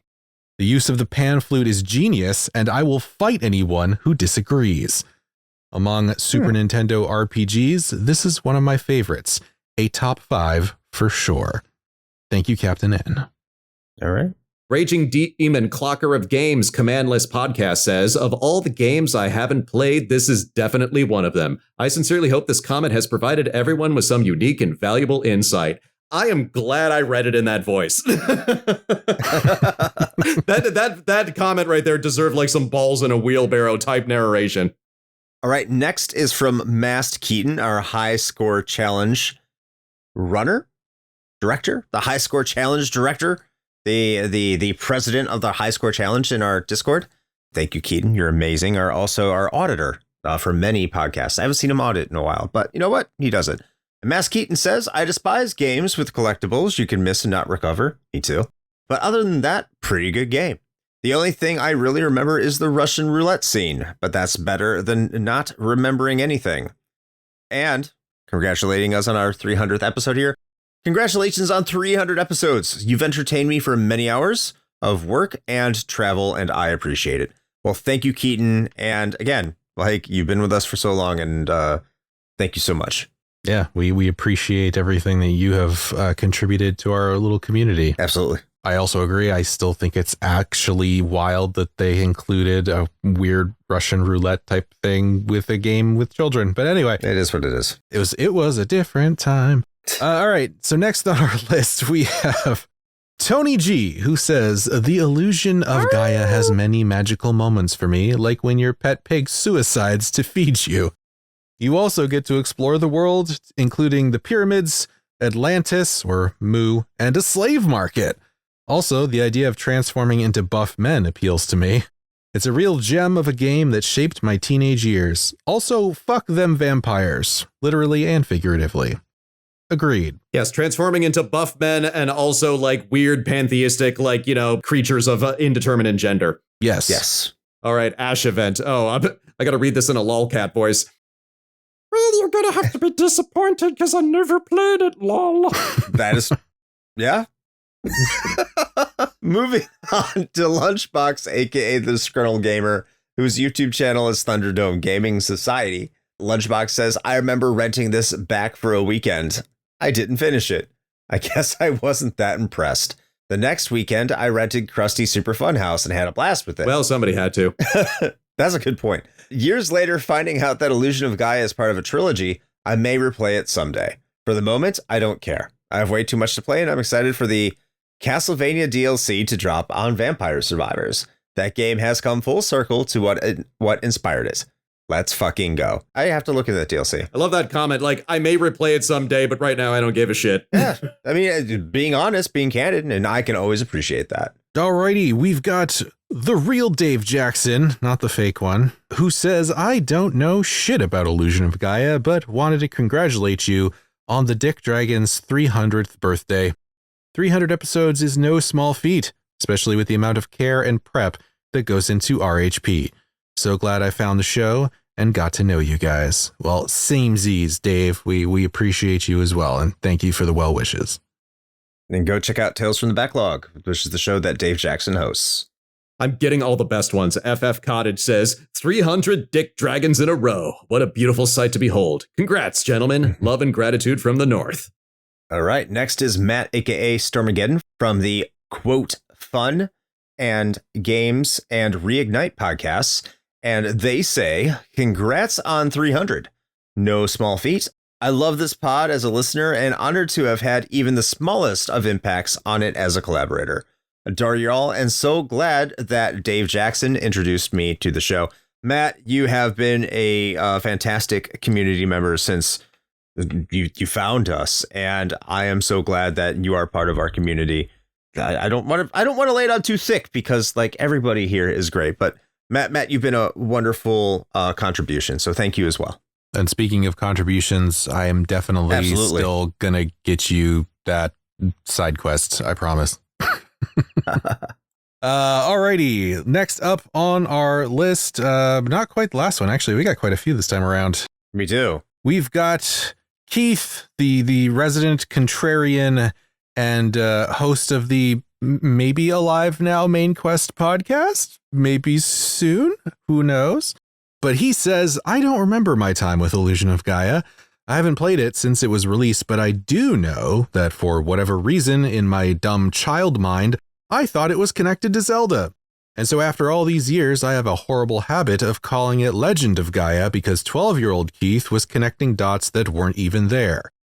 I also don't remember what my first Retro Hangover episode was, but you guys have been a weekly listen for the past 4 years, and I can't imagine that will stop anytime soon. Thanks for everything you guys do. Congrats on 300, and here's to 300 more. Thank you very much, Keith. We appreciate you. Yeah, this is a legally distinct game with a blonde protagonist who plays a flute in a fantasy setting. Thank you very much. Yes, exactly. This did come out after Link's Awakening, which did have an ocarina. Also, yes, that's true, but also Game Boy. Like, take it from me. Remember, I started out my channel reviewing Game Boy games. People are not into that. Take it from me personally. Yeah, that's weird. Do you think they would be? I thought so too. Shows what I know. Yeah, that's weird. Okay. Stud Still Smash, the Milkman. Still haven't had the chance to try Illusion of Gaia. But one of us had to say that before the end of the episode. Still haven't had the chance to try Illusion of Gaia, but wanted to say thanks for 300 episodes. I saw your post for the Duke Nukem 3D episode in the RTG Podcast Promotions channel and checked it out. Thank Cthulhu I did. Been hooked since then, and so glad I could sign up for your Patreon and help support your hard work a little. You guys rock, and have made many a workday easier and have given me some good pick-me-ups in some hard times, even if you didn't like Oddworld. Here's to 300 more. Rock on, Dick Dragon. Hell yeah. And also, like, give some props to Remember the Game podcast, because we have a lot of crossover with Remember the Game and Adam Blank. So I wasn't able to beat him in fantasy football this year, unfortunately. I have in the past, but no, thanks to them. We've gotten a lot of people there. And thank you, Stud Still Smash the Milk, one of the patrons that nominates games every month. He's at that tier. And that's always heartwarming to know that they're up there. It's amazing to think about that. All right, next is from Soha. Soha says, congrats on 300 episodes. That's enough episodes to make games like Xenoblade X become old enough that it could come on the show. Did you know Xenoblade Chronicles X is the best game ever? Because it is. Signed, Xenoblade Chronicles X Enjoyer. And it's over 10 years old, but trust me, if we are hesitating to get to Persona 4 Golden, I would be reticent, because I do love the game as well. I love both Persona 4 and Xenoblade Chronicles X. That we'll get to that, because 100+ hour games are not exactly on our top list of menu items, as fantastic as they may be. Maybe one day, but I wish I could get Shane to play that. And now it's coming to the Switch, so who knows? Speaking of Shane, you're next. Yeah, I mean, it's fine. I'll just have to start playing it like a year in advance in order to get the amount of time necessary to actually get through it. So, alrighty, next we have Omi. Says, never played Illusion of Gaia. Congrats on episode 300. There you go. Thanks, he's Omi. a fan of brevity. Every one of these comments is either I haven't played this game or, hey, play this completely different game. That is not the game we're talking about in this episode. I'm going to read Rick Pixel Project Radio Podcast, but that's only one word. Do you mind if I also read the next one? Yeah, you can go Storm Beagles. Okay, Rick says, congrats. Thank you, Rick. Next one is Storm Beagle, Retrotopia Podcast with Captain N. Congrats on episode 300. I played Illusion of Gaia within the past year and absolutely loved it. I'm looking forward to getting into some more Quintet games. Graphically, this game looked great. Combat and puzzles were fun. I would also say this game does Zelda better than Zelda, but I'm such a stan, I'm not sure I'm ready to go that far. Cheers to 300 more. All right, sweet. I actually well, you'll find out when I agree with that at the end of this episode or not. Just penny hanging in the air. Yeah. Get into Pixel Project Radio, friend of the show. Go check out Pixel Project Radio. Thank you, Rick. And Captain N is he's just a great community member in all the podcasting communities he's part of, along with Storm Beagle, and they host the Retrotopia podcast, another great podcast that you should go check out. Getting into the next comments from Alan Bingham. And Alan says that hopefully this makes the pontification cutoff. Oh, he has a big one here, by the way, everybody. I've never played Illusion of Gaia, although I've always wanted to, as a Zelda that doesn't have the same mainstream following as the Big Z. It definitely seems like it might be right up my alley. By the time you've gotten to my pontification in this episode, I'm sure I will have made a decision on that. Hopefully, I'll get to this game someday. In any case, I know my running joke with these pontifications is doing a random shout out to my best friend, Justin Crosby. By the way, shout out to Justin Crosby. This time, however, I want to do a shout out to you guys, Shane and Chris. I've mentioned this before, but you guys entertain me endlessly, regardless of my interest and or experience with the game du jour of any given episode. You guys have hilarious banter, great guests, insightful thoughts on games and gaming topics, fantastic episode structure, and you've cultivated an amazing online community. To be honest, I've listened to this podcast so much at this point that I feel like I know you guys in real life, and that you're actually my personal friends. Don't worry, I'm not delusional nor a stalker. Thank you. And so I know that's not true. I say all that to say this. Reaching episode 300 is an amazing achievement. Podcasting in general isn't an easy walk in the park. Quality podcasting like yours takes unreal passion and dedication. Thanks for all the hard work and dedication that has allowed you guys to reach this milestone. Congrats to number 300. You'll always be my favorite podcast to poop to. Hashtag favorite poopcast. Thank you, Alan Bingham. That was a great comment. Absolutely. Yes, listen to Retro Hangover podcast. You'll be like a soft serve ice cream machine. Trust me, guys. Slides like right the through. Metamucil of podcasts. This could have not ended better, by the way, Shane. Yeah, I know, right? And the final pontification is from not only the one and only, but the patron saint of the show, Lyle, who says, 300th pontification, Jesus H. Christ on a pogo stick. I cannot believe you've done 300 episodes. I'm glad to have been along for the ride and to have provided some amusement, Superman 64, along the way. Thanks. Keep up the work and have fun. Smooches. You're an asshole and I love you. Thank you, Lyle. You know, I've never told you that, guys, this. I have a cartridge of Superman 64 and I got it for $1. And let's be honest, you'd get it for $1 too. Yes, I have one too. I do. Yeah. It's there. Anyway, thank you to all of our patrons. Thank you for being with us through 300 episodes on our main feed. I can't believe we're going to approach 10 years here in just a few months now. Mm-hmm. We're going to have to get more of this ass kissing because I like it. Well, we'll probably just say, hey, 10 years. We'll probably not say 300 episodes because we did it here. 300 more asses to kiss. Exactly. We'll work our way through this. We have to. But it's time to close out this 300th episode for all those people who came off the Victor Ireland interview and are now like, this is what this is. Yes. But we are going to talk about whether or not Illusion of Gaia holds up today.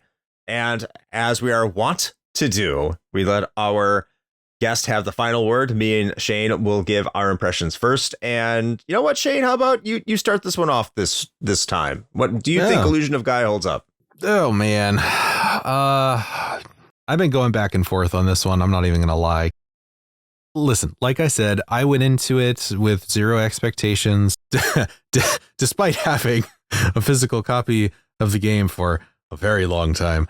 I really didn't have any concept of what this game even was. And so I was expecting a more traditional JRPG, found out that it was more of an action RPG, and I was pleasantly surprised. I was like, all right, yeah, that is more of my jam. And for the most part, I have to say that I unironically enjoyed my time with it. It is very bare bones. It is what it is. It's very straightforward. But as we've said, that's not necessarily a bad thing. I mean, if you're looking for a very deep, complex RPG, you know, with a lot of different mechanics and fiddly bits, then this is definitely not for you. But if you just want to jump in and, you know, kill monsters and be along for the ride for a story, I think this game does it pretty well. The only thing that perhaps, I guess, a caveat that would go along with my take on this is I stand by my assessment that it's accessible. So I think almost anybody could, you know, be pretty well served to pick this up and try it out. I, however, would, and I feel like it sounds like I'm blowing this out of the proportion, but I promise I'm not, that I would not hold it against you, especially if you're playing on like original hardware, if you just threw in the towel right around, I don't know, maybe a fight with some vampires, because God, that is such a showstopper. They were harder than the final boss. Yeah, 100%. And if it wasn't for the fact that I was playing this on an emulator and I just popped in and turned on Game Genie cheat codes to give me invincibility just to get through that fight, I think I probably would have been done. Honestly, I think I would have put the game down and been like, you know what? I've seen what this game does. Cool. I got what I wanted out of it. So I wouldn't blame you if you did that. However, if you can muscle through that, then as Seamus mentioned earlier in the episode, the rest of it is pretty easy breezy beautiful. So I mean, like, it's not, that big of an ask, but that spike, man, is brutal. So I'm gonna say yes. I think for the most part it holds up pretty well. As someone who's coming to it with no prior experience at all, I had a good time, just with that one caveat of just like, be aware that middle hump is coming, and be prepared to be done with the game. I think that's what I would say. I'll take this next, as I said I would. I would say that, yeah, Illusion of Gaia does hold up. And yeah, it has that ridiculously hard difficulty spike right there in pretty much the middle of this game. Do I think this is as good as Soul Blazer? Well, no, I think this is more of a middle of the road kind of holding up, like a solid, like I'm not super excited about it, but I can also say, yeah, I really did like it. That kind of this game holds up kind of experience. I have no problems playing it. It was a nice breezy time. I enjoyed myself. And so, yeah, that's one of those, if someone asks me, and I guess you are, if you're listening to this, I'll just say, yeah, I think it does. Not excitedly, not depressingly. I'm just saying, yeah, it's a good game. If you're into top-down action RPGs, I would go with Illusion of Gaia. I think that you will appreciate it, even though you can barely find it anywhere nowadays. But it's still relatively affordable last time I checked on the secondhand market. If you have a spare Super Nintendo or Super NT hanging around, yeah, go give it a look. Recommend it. All right, Seamus, how about you close out the show for us? Number 300, does Illusion of Gaia hold up? It does, and tripping on what you just said a second ago, we are kind of going through an era, like in the digital age, about whether or not certain games are available legally for sale in public. And, if you have something like a streaming app, like, movies and TV shows can just be taken down and there's no physical release to kind of replace it. And so the conversation with video games that you're seeing coming up a lot, because there is a fan translation that got released for the 30th anniversary, but that was all done by fans for ROMs that you are going to be downloading. There is, Clock Tower got a re-release. I talked about that at the beginning of the show. I don't think Illusion of Gaia or Soul Blazer or Terranigma are ever going to get a re-release. And that kind of bums me out, because believe me when I say, as crazy as this game can get, as crazy as this plot can get, I still saw what I liked as a kid, and I saw how it kind of sparked my imagination and how it kind of made me look at the world in a different way. And revisiting that as an adult, yeah, it doesn't hold up. But the thing with the cult experience is that the cult doesn't always have to be built around something that is good, but it just has enough unique elements that it kind of makes it precious. Like, even if it's not good or perfect, it's still like one of a kind. And so Illusion of Gaia, even though it's technically part of a thematic trilogy, I still consider it a one-of-a-kind game. And the fact that this might get lost to time, like, that kind of bums me out a little bit. And talking about one last aspect of the gameplay, in Europe, it's not called Illusion of Gaia. It's called Illusion of Time. And you'll notice there are several parts in the game that actually make you, like, stop and contemplate the space around you. Like, early on, you get locked in a cell and you have to, like, kind of pass the time a little bit. Or there's that whole segment on the raft with Kara. For those of you who have not played this game, there is a mechanic where you are required to stand in line in order to get a red jewel. You have to wait in line with other people. And that is such an out there idea. And maybe you don't want that in your video games, but like the fact that they were thinking of a crazy idea like that in 1990 when it had to compete with Donkey Kong Country and other platformers like that. This isn't a perfect game, but I can't help but respect it. All right, so that concludes it. All three of us say that this game holds up. And there you go. There it is, Illusion of Gaia. The review here from not our 300th review, but that closes that out. And there's the milestone. It might as well be. Might as well be. Thank you so much for joining us again, Seamus. You've been with the show for a very long time, and knowing you for a long time, it's a pleasure having you and an honor having you on this episode, this big milestone. So thank you so much for stopping by, and I really do appreciate it, man. I am really honored to have been here for this occasion, and it's been really great seeing you guys expand and your audience just grow and see how you guys have grown as hosts and podcasters. So I'm proud of you, man. I'm not going to front. I'm proud of both of you. You guys deserve everything you get. Thanks, man. Thank you. And once again, congratulations on getting monetized. Actually, I kind of have an announcement of my own. Can I close out on this? Sure. Okay. So you guys have been doing this 300 episodes, and in spite of my monetization, I realized recently that I've been doing these long form reviews, and I don't really have a regular show. There isn't something I just kind of talk about a random topic. So I was thinking of ways to address that.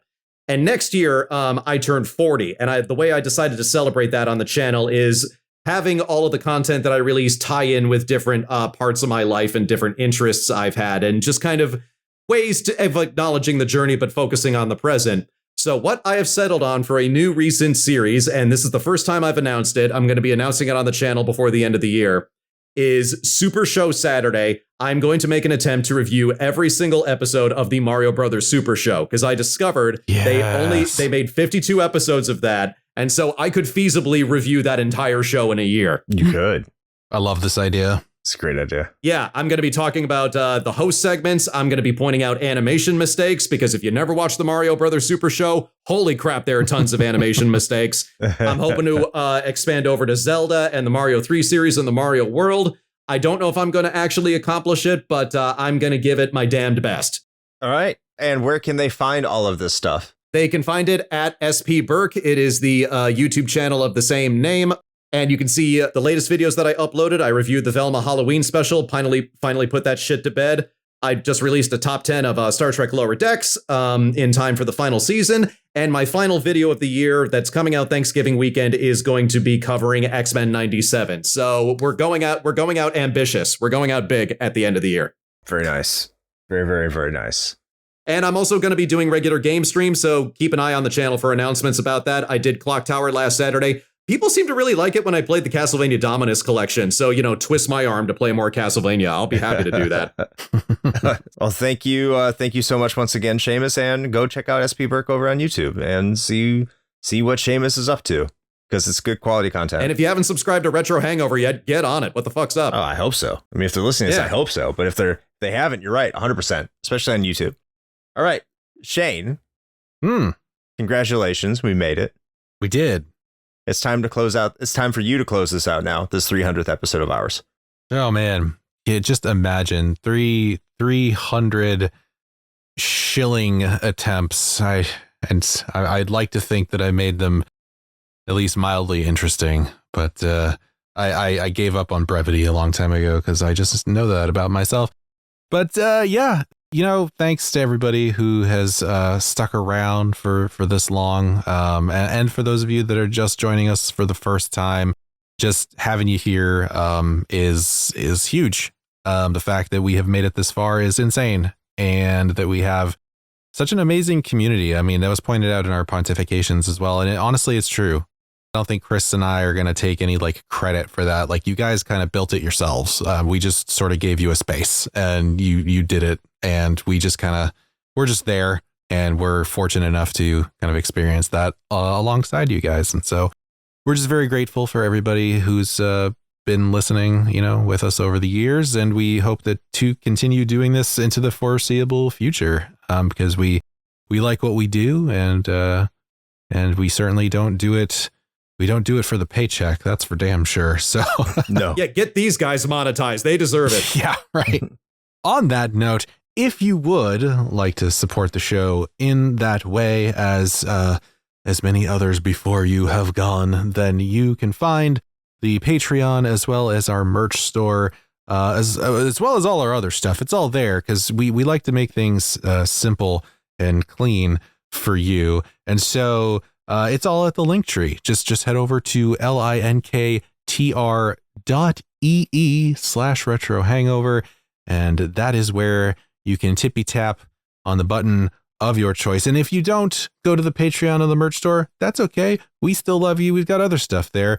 A bunch of free stuff too. Like we said, the Discord. If you're not in there, you're missing out. We have a lot of great conversations. We've got monthly high score video game challenges. We have our video game book club in the form of the Retro Hangover Review crew.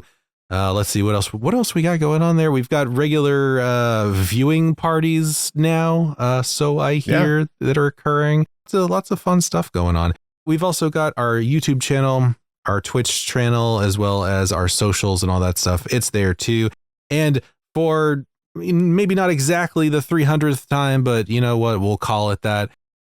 Chris, please fulfill your obligation written down in the contract that we definitely have somewhere, to tell the people about what they can find on Sunday nights. I'll behave myself this episode. I'm not going to say anything gross about what you can talk about over on our streams at 9 p.m. Eastern time on either YouTube or Twitch on Sunday nights. Definitely don't want to hear anything perverted when you show up there. No, I do not. I don't want any suggestions for future questions I might put at the segment of the show. No, of course I would not want to see that. That would be terrible. You should not go over there with ridiculous questions I would put in this segment that I would totally not say at 9 p.m. Eastern time on Twitch or YouTube at that time when we stream. There you go. Yeah, so there that is. Back to you, Shane. All right. Well, I suppose with all of that now having been said, until next time, play with your roasted pork joysticks.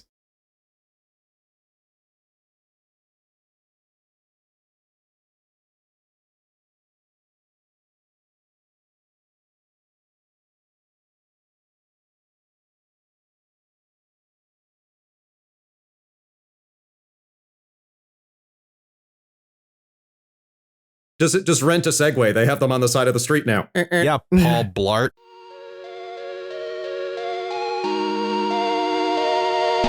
Shane here with a quick message. The one rule Chris and I have always gone by regarding advertisements is this. It has to be something we use and can personally vouch for. If you know me, you know I love coffee.